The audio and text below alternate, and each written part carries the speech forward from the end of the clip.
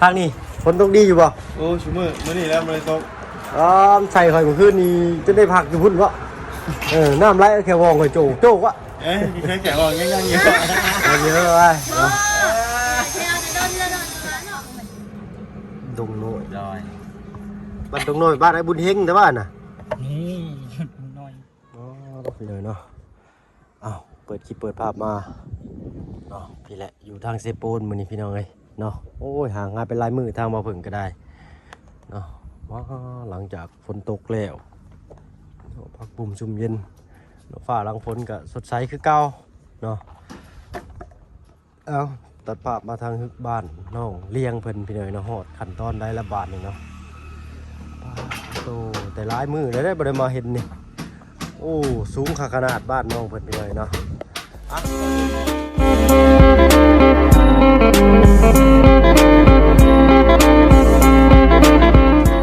ทายเด้อพี่น้องเด้อเนาะมิสเตอร์วงกับทักทายสบายดี FC เบิดทุกท่านเช่นเคยพี่น้อยนะว่ายรถสร้างก็มาจอดเต็มตารางเฮือนจะคนเด้เราสร้างนี่เนาะพกบ่มื้อนี้2 4 5 1 2 1คันต่อคนเลยนี่เนาะวิละหมดน่าละตราให้ต่างประเทศนี่เนี่ยโอ้ยสีน้ำมันบ่แม่นบ่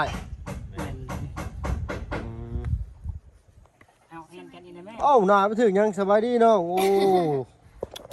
บ่ได้พ่อกันแต่หึงเลยแม่นบ่เนี่ยเราเห็นแขวเขาเราบ่แม่นคอยมูจังเอ็นเกลตัวเอาน่ะตอนขั้นตอนได้แล้วบ้าน2เงินทานเจ้าเข้าใจอันนั้นเห็นลาท่าเป็นบ่เจ้าท่าเป็นอยู่บ่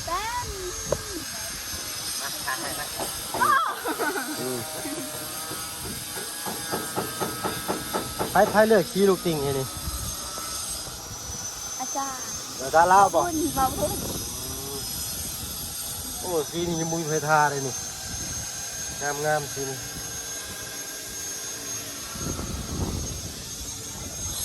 ่ยังไงนี่พี่น้อง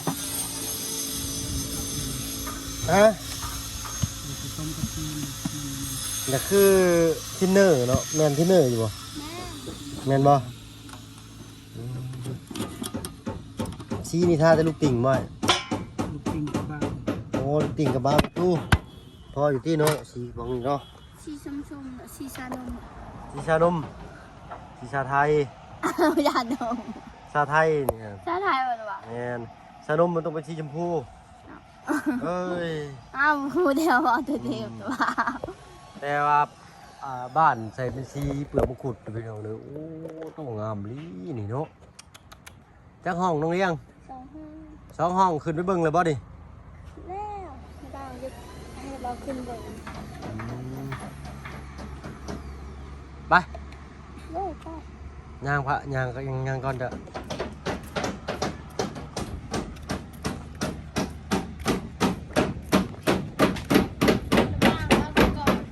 เจ้าได้ขึ้นก่อนนว่าผู้ชายเดี๋ยวว่าฉันบอกโอ้ยเนาะมันก็ได้ใช่ฮึบปาโตสูงหักลีดิเวลาขึ้นจับดีๆเด้อคิวถัดบ้านน้องงามมาเลยมือนี้ขึ้นมาจากรอบน้องเลี้ยงมันขาดเรือยังเนี่ยทางคนมานี่มันขาดเรือยังเนี่ยบ่ยังโง่โอ้ต้องฉากคนเนาะฉากมา6 คนเลยมันนี่ลุยเป็นลุยงามเบิ่งเสาต้นนี่เป็นไม้เก่าเลยพี่น้องเด้อเนาะผีมันนี่ปวกกินลงไปแล้วแต่ว่าแกนมันนี่ยังแต่แกนมันเป็นกินบ่ได้แขวหักเลยเป็นไฟเอาเฮ็ดจักมือเลยนี่บ้า10 มื้อนี่แหละ10 มื้อเลยเนาะโอ้ยอาทิตย์ปลายพี่หน่อยเนาะเบิดอาทิตย์นี่ก็ได้ขึ้นอีกแล้วนี่พอเจ้าไปใช้ทางเรียนงานต้นตันหญ้าทางสร้างนั้นกินข้าวกินน้ำหรือเปล่านี่เรียบร้อยเนาะมีแต่ตอนบ่ายไปแล้วบัดนี้เนาะตอนแรกเลยผู้ประจักษ์อันนี้ แล้วแรงเลยว้าเถอะกินข้าว2 เทื่อแล้วแรงพอเลี้ยงอยู่ได้อยู่เนาะ นี่ตะปูก็ยังลายอยู่เดี๋ยวเราต้องใช้พ้นถือกล่องมันพังต้องใช้พ้นถือกล่องมันเปื่อยก็จะเป็นเศษตัดเศษใส่ป่ะมาพี่น้องมาเบิ่งพี่นะมีชียังอีกนี่โอ้คักลีนี่หยกเช้ามื่อน่ะคนลายบ่เนาะ คนร้ายประมาณ20 ปลาย เช้าปลายคนเสามันใหญ่เนาะเสาน้อยหยกน้อยคนใดเนาะเสามันใหญ่หน่อยเนาะไปได้ฝนตกดีอยู่บ่ล่ะทางนี้ คนตกตลอด ฝนตกตลอดทางบ้านก็ตก4 มื้อเลยทางบ้านนั่นน่ะ4 มื้อ5 มื้อมาเมื่อคืนนี่ฝนก็ตกละทางตีรถหัวมาฮอดนึงพีนเนี่ยตีรถหัวแล้วเจาะไปหาบ่อนผักไปเช่าห้องอยู่อีกโอ้พี่หน่อยเนาะเห็นเช้ามาเมื่อกี้นี่8-9 โมงก็ทหารเพิ่นเปิดเด้อพอดีมาใส่ยางรถอีกโอ้บ่วุ่นบ่โอ้ยเนาะสบายดีทางบ่าวบุญบ้านป่าใช้ขึ้นมาเบิ่งอยู่ห่ามาขึ้นมาเทิงพี่เอาเดี๋ยวขึ้นมาน้องจะได้ขึ้นมาโอ้ยทั้งลุงหนวดไปเห็นยังทางน่ะเห็นเตี้ยให้เจ้าบ่โอ้เอาสบายดีปะลุงพันเน่เนยบ่ได้พ้อกันแต่หึงอยู่ได้นี่จือได้อยู่บ่เฮ้อ๋อมาขอตะปู8เอาจักอันเอาลายว้ายเอาลายกูเบิดแล้วเพื่อนโรงเรียนเลยสิแล้ว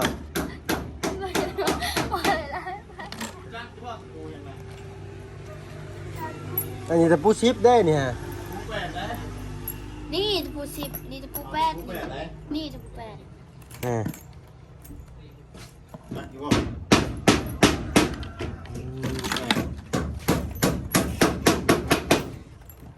อย่าบ่ฮู้ซะนะตะปู10กับตะปู8ฮู้อยู่บ่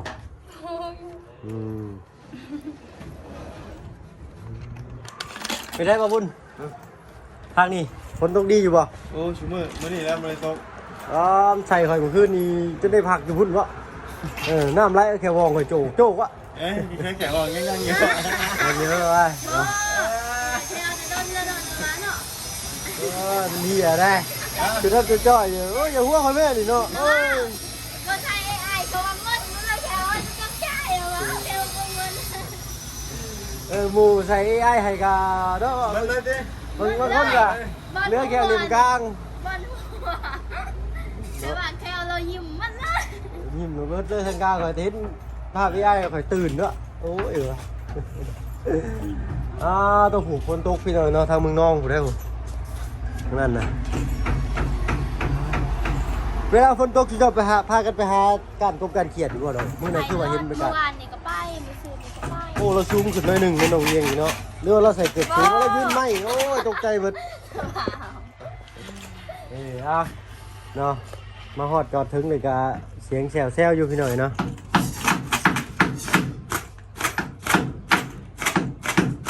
เดี๋ยวไปถามสั่งอะไรเพิ่นก็ขาดเรือยังไงอันนั้นทั้งสั่งแหล่ขาดเรือยังอีกบ่บ้านน้องเพิ่นนี่ยังอีกบ้านน้องเพิ่นนี่บ้านผับบ่ ซื้อแล้วซื้อบ่ล่ะ บ้านผับก็ซื้อบ่ ซื้อแล้ว เลยขมไปเลยบาทเลยเนาะคักอะไรเลยนี่เนาะเอาไปเติมอย่างอื่นเติมอีกเนาะฟังง่ายเป็นว่าจะหรือว่าซื้อเงินของเงินสร้างเงินโต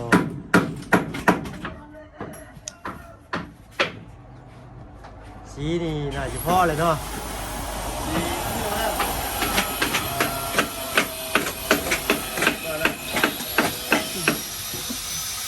ยังกล้าเอายังเนี่ยบ่บุญด้วยยังนี่อีกบ่เราบ้าง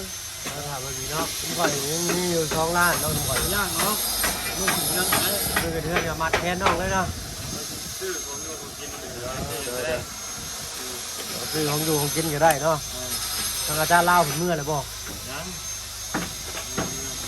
โอ้จากมือเนี่ยมันมาเนี่ย พร้อมกัน ก็เจ้าอาทิตย์เลย ยังกันหมดทีนี้ ขึ้นมาใหม่อีกบอกโอ้คือว่าเราจะปล่อยมาเราจะพากันดำนาอยู่นาลุงจันทร์เดี๋ยวนาขอบุญเห็นอยู่บอกกล่องไม้อันทางลุงเหิมมันใช้ให้อันน้องเลี้ยงบนท่าบังอยู่ให้ท่าบุงงามแล้วท่าแขวเราเด้อ ลอยจักกระชากันนะ ท่าวะโอ้เป็นเซอร์วินเนอร์ เอาเชิญ ให้งามไหน ไอ้ไม่รู้ ไว้ได้บาทเนี่ย เจ้ามันต้องเบิ่งเนี่ย ครับบักดิ มงามไงเราบอกเลย มันงานมันแล้วแต่ข้างมันเองนั่นแหละ เอ้า เด้อนี่พอเห็ดเองได้แล้วสิไปทำจริงต้องใส่นั่นอีกบ่นี่ใส่น้ำมันอีกบ่นี่มันจะฆ่าง่ายอันนี้ก็ได้เลยเนาะโอ้ลูกปิงเพิ่นนี่เป็นจากไม้ยังจากเนื้ออ่อนอยู่เนาะมันยังเป็นขุยอยู่เด้เนื้อเพิ่นเดินเด้อ ใช่ครับ เพิ่นบ่ได้คัดเนาะ ครับแม่น โอ้ยจะเพิ่นฟ้าวขายแล้วตัวนี้ยังเป็นคนอยู่ ผมไม่เนาะพี่น้องได้แล้วสิเผื่อน้องเลี้ยงเรากินข้าวเราโบราณมือหูดไปหูดมาตั้งมันตีเลยรอดมาแล้วนี่มันต้องเนียนกันสิเนาะยังไงนี่สินี่ ไม่แข็งมันจะนะ โอ้ไม่แข็งนี่เนาะเบิ่งแน่เพิ่นทานี่เห็นบ่เพิ่นมีศิลปะ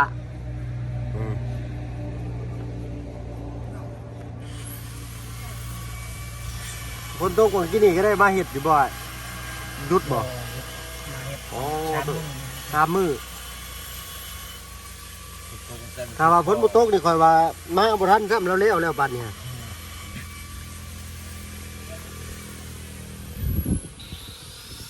จกดำนา เจ้าก็ดำนาบ่ คอยบริดำบริเฮ็ดนะ โอ้ค่อยว่าขึ้นไปดำนาเมื่อวานนี่ผมก็หลิบยังเงากระลาดยังบ่ได้ตัดนี่ทั้งแหล่ทั้งดำ เจ้ายอดเอา ทั้งเพิ่นทางเจ้าเพิ่นยอดเอาบ่ แม่น อยู่ทางใดบ้านเจ้า อยู่ในกุจาน ฮะ อยู่ในกุจาน บ้านนากุจาน บ้านกุชุง บ้านสะพรบ่จัก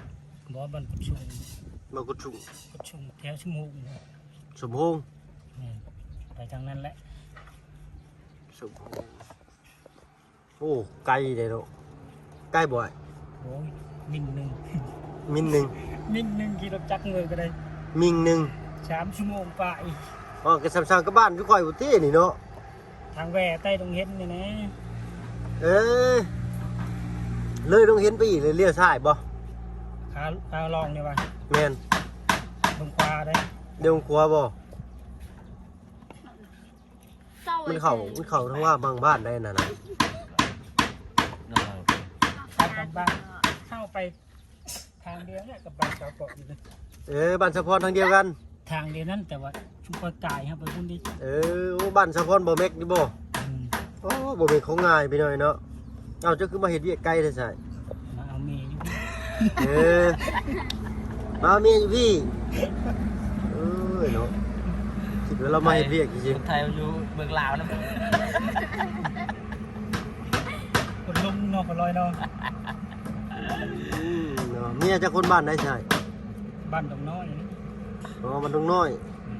ไม่ต้องกล้องมัน ดงน้อย ลอย บ้านดงน้อยบ้านไอ้บุญเฮงแต่บ้านน่ะ นี่ดงน้อย นี่แหละดงน้อยดงในหรือดงน้อยดงใหญ่ดงน้อย ดงน้อย บ้านดงน้อยก็เข้าไปอีกแต่ว่าลงไปทางซ้ายมือนี่ว่า คูน ไทยบ้านอะไรนะ แล้เลี้ยวซ้ายลงไปเป็นบ่ วิทย์ควรนะ และบ้านนายบุญเฮงเพิ่นคนตาแขกมาเอาเมียอยู่บ้านดงน้อยแหละ แม่นและ แม่นบ่แต่ยังว่าบ่แม่นอยู่ มือปีกายนี่นะ แม่นรู้จักว่าบุญเฮง เรามือปีกายนี่มือบ้านปีกายนี่ เจ้าก็รู้จักกับลาวบ่ กับบ้านเดียวกันเนาะ ว่าเราแกรู้ว่า บ้างเนี่ยเรื่องกูตา แต่ว่าบ้านเรามาอยู่นั่น แม่นแต่เราก็มาอยู่มาเอาเมียอยู่หั่นเนาะต่างคนต่างเป็นเคยนะว่าซั่นซะหน่อยเนาะ โชว์ เซ็กซี่เลยมึงขอชอบ ฟ้าเรามาส่งอยู่บ้านเราบ่ได้ฮะอยู่ทางแขกหมู่บ้านดอนเนี่ยดอนป่า โอ้ยพุ่นตกเอาหัว เอ๊ะ ตัวเองแรกมาดิ น้องเลี้ยงท่าสีหรือพุ่นตุกบ้าน ใส่ทา ได้แล้ว ใช่ ได้มาเลยหายไปเลย มาเด้อเนาะไปเข้าฝนก่อนโทรศัพท์พอสิตาย ผ่าการในตลาดการในนี้เดี๋ยวแวะเลยพุ่นก็เอาแล้วแกมีจุด เช็ดเอาแบ่งไว้ในกระตาโลดบาน แล้วบ้านมัน โอ้ยยาแล้วจะหน่อยกันนั่นแหละ จักนาทีแล้วนะวะ เฮ็ดอันนี้หยุดแล้วโอ้ยหยุดเด้อก็สิหยุดฝนก็ได้เนาะเพื่อสิเมื่อเฮือนเมื่อชาติอีกบ่แม่นของง่ายเนาะ ทานอยู่ พี่ว่ากินข้าวเหรอ กินมาแล้วนะบ่าวกินมาแล้วปิ้งหมูในรถนะทิ่มไว้อยู่กระเป๋าอยู่เฮือนอ้าวยังบ่ได้เอาออกจำบัดนี่ข้าวโพดกินทั้งปิ้งหมูกินทั้งอะไรอยู่ในรถมาเลยอ่ะโอ้มันเป็นอะไรอะน้ำมันไหลไปตอนน่ะอยู่ไส ฮะ มีแต่บ่อนอาหารบ่อนเดียวบ่ใครอยู่นอกเฮือนเดี๋ยวบ่เป็นหยังรถเสากับอันนี้นี่เข้ากันปานยังเลยนี่เนาะหนาตับเลยสูงแล้วบาทนี่2 เมตร2เมตร90เมตร90 2 เมตรพอดี ข้าวลงมันสูงกว่านี้ สูงกว่านี้อีก เมตรมีเขา โอ้ เขานั่นพุทธ ต้องสับ พี่ นิ นะ ด โบ เดียว เทพื้น อื เท ม มันนี่ เอาแล้วตามจริงมันต้องขุดลงหรือก็เทเสาใส่จังซี่ได้นี่บ่แม่นเอาสิเทพื้นแล้วเอาเสาตั้งใส่บ่แม่น แบบนั้นเลยเห็ดนะ มันบ่ถึกแล้วโอ้ยพี่ชี้ถึกจังซี่นี่ นี่เขาพาไปพูดมาอีก ขุดปุ๊บแล้วก็เทปูนใส่อีกบาดมันจังสิอยู่เว้ยบาดนี้แล้วซั่นแหละบ่อยู่ เทก่อนแล้วเราใส่ เทก่อนแล้วก็เอาปูนตั้งติบ่แม่นได้แนวนั้นมันก็ซ้ำตั้งดินไว้ซื่อๆแล้วมีแต่หาปูนมาเพิ่นเทอีกบาดนี้จังถึกก็ถึกตามหลักเลยบาดถ้าต้องขุดคุมลงก่อนแล้วจังเทปูนใส่ตั้งระดับโอ้โต คนยุดแหละ สูงผักลี่นี่เลยเนาะเบิ่งภาพไปลุงมาเบิ่งมุมใกล้ๆจังบ้าก่อน